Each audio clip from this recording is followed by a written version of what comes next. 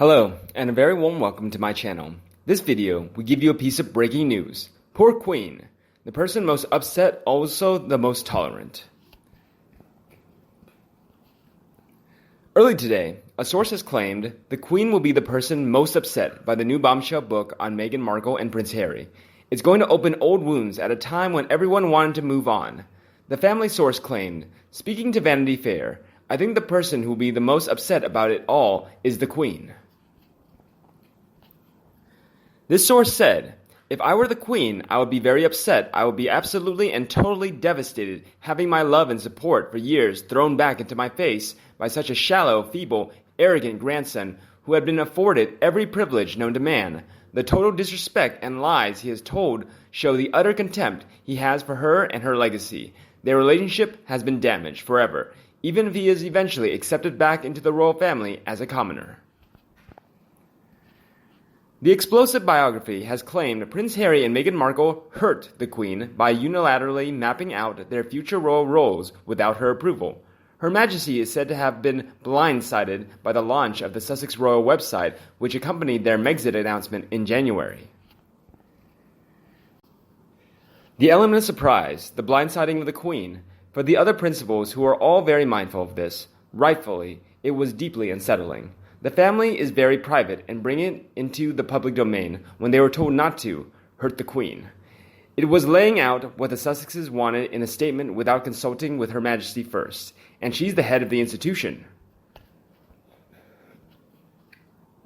Royal insiders believe the bitterness and score settling that characterized the book make a mockery of the Queen's warm words when she gave them her blessing to seek a new life in North America, but deliberately left the door ajar by saying they would review arrangements in January next year.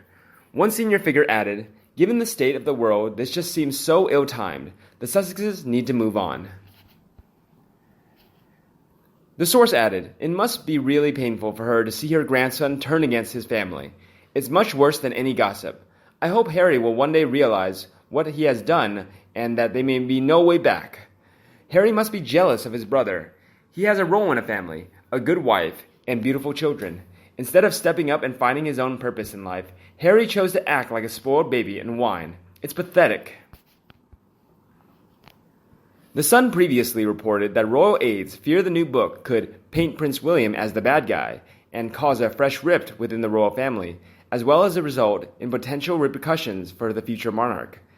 Writing for Vanity Fair, royal expert Katie Nicole added, "There have been claims that the book will further deepen the rift between William and Harry, who fell out around the time Harry and Meghan got engaged when William voiced concerns that the relationship was moving too quickly."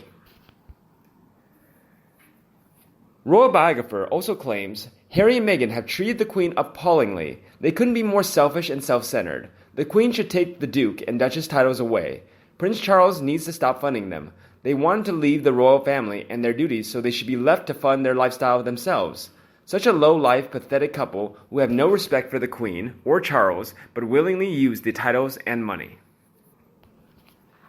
Meanwhile, according to CCN.com, Meghan Markle craves her movie moment and Prince Harry is ruining it.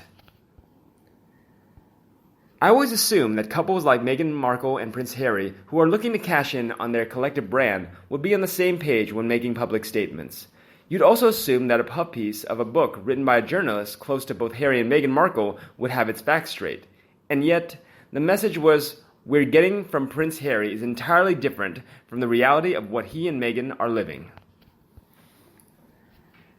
According to the Finding Freedom book, Prince Harry told a friend, "I don't need that movie moment where we get out of a car and wave to hundreds of photographers before going into a building. It should just be about the work that's happening inside. Let's focus on what really matters." Maybe he ought to be telling his wife, Meghan Markle, that this is how he feels.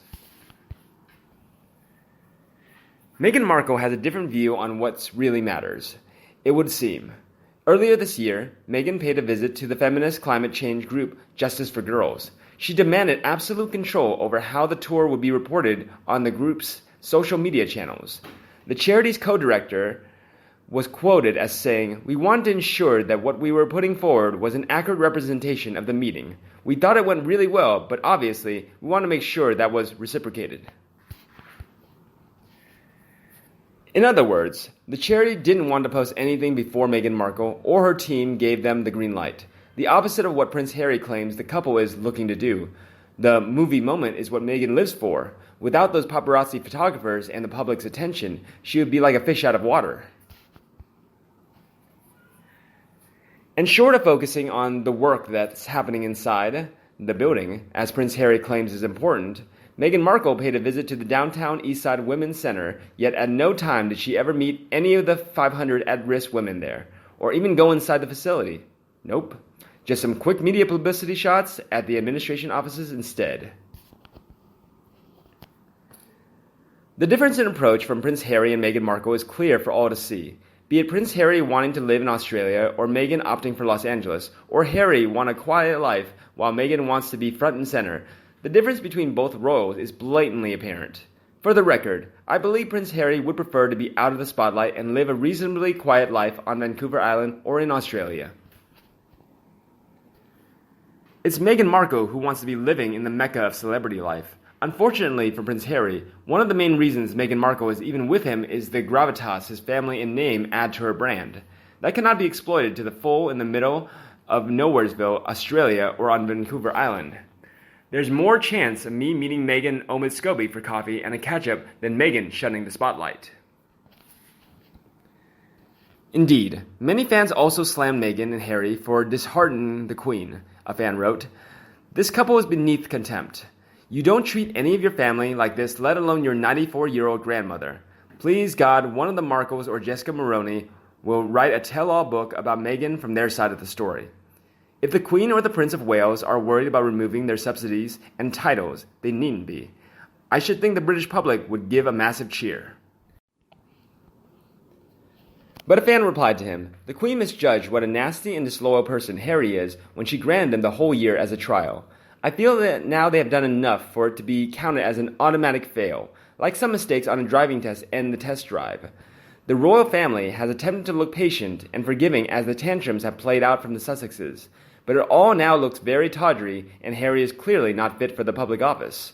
They should have their titles removed forthwith, and Parliament could look at removing Harry from the line of succession.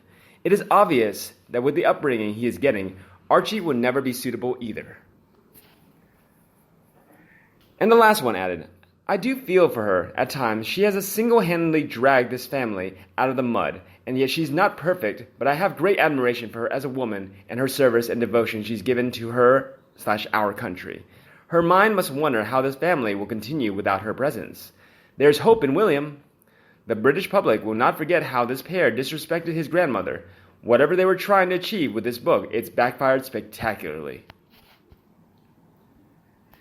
Angela Levin, who wrote Harry, Conversations with the Prince in 2018, also claims Prince Harry and Meghan Markle bring out the worst in each other, because she's a megawatt attention grabber while the Duke has faded in her shadow.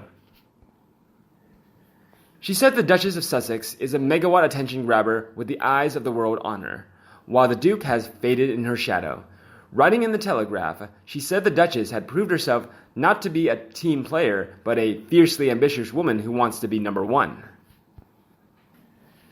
Meanwhile, she added that Prince Harry has transformed from charismatic and accessible to a nervy, tense man who seems constantly on edge.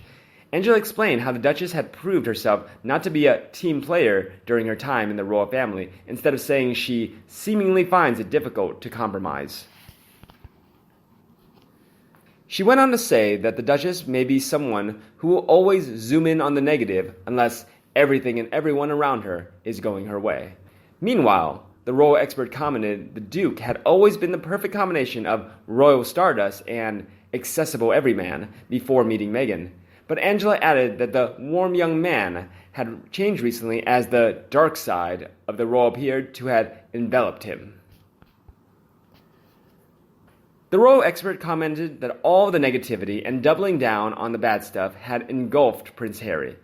Angela's comments as it emerged Harry and Meghan will never resume official roles following the bombshell biography laying bare their rift with the royal family. The book has torpedoed any chance of creating a new position with the help of the Queen and senior royals when their trial period in the U.S. ends, sources believe. And you, what do you think about my news today? Please Please let me know in the comment section below and we'll discuss them together. If you love my video, please like and share it for anyone you think they also loved it.